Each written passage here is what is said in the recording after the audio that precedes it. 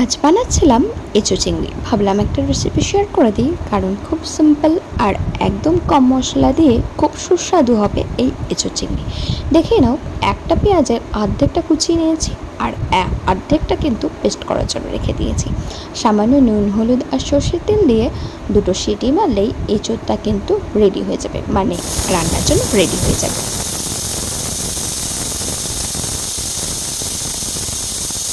কারণ এঁচোড়টা আমি খুব ছোট করে কেটেছিলাম যাতে জলদি জলদি সেদ্ধ হয়ে যায়। পরিষ্কার কড়াইয়ে তেল নিয়ে লবণ হলুদ দিয়ে মাখানো এই যে চিংড়ি মাছগুলো হালকা করে ভেজে নেব।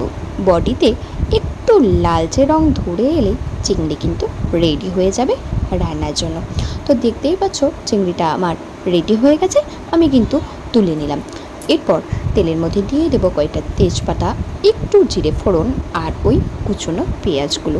হালকা লালচে ব্রাউন করে এই কুচনো পেঁয়াজগুলোকে কিন্তু ভেজে নেব। বেশি কড়া করে ভাজবো না, কারণ আমি খুব একটা রিচই আজকে রান্না করব না। তারপর দিয়ে দেবো কুচনো টমেটোগুলো।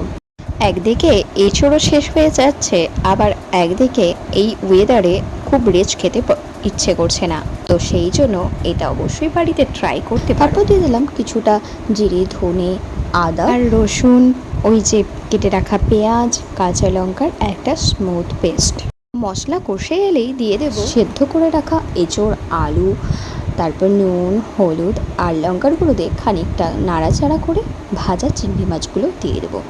এবার যেরকম পরিমাণে থিকনেস রাখতে চাও, মানে ঝোল রাখতে চাও, তো সেই পরিমাণে জল অ্যাড করে দেবে। খানিকটা ঢাকা চাপা দেওয়ার পরে অল্প জল দিয়ে আমি একটু চিনি, একটু ঘি, আর এটা আমার হোমমেড মশলা, বেশি কিছু নেই, একটু এলাচ আর দারচিনিকে শুকনো খোলায় হালকা গরম করে তারপর পেস্ট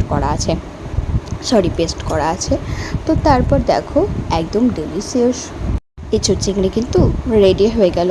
পারফেক্টলি সেদ্ধও হয়েছে আর খুব টেস্টিও হয়েছে। তোমরা অবশ্যই বানিয়ে খেতে পারো যারা রিচ একদম পছন্দ করো না।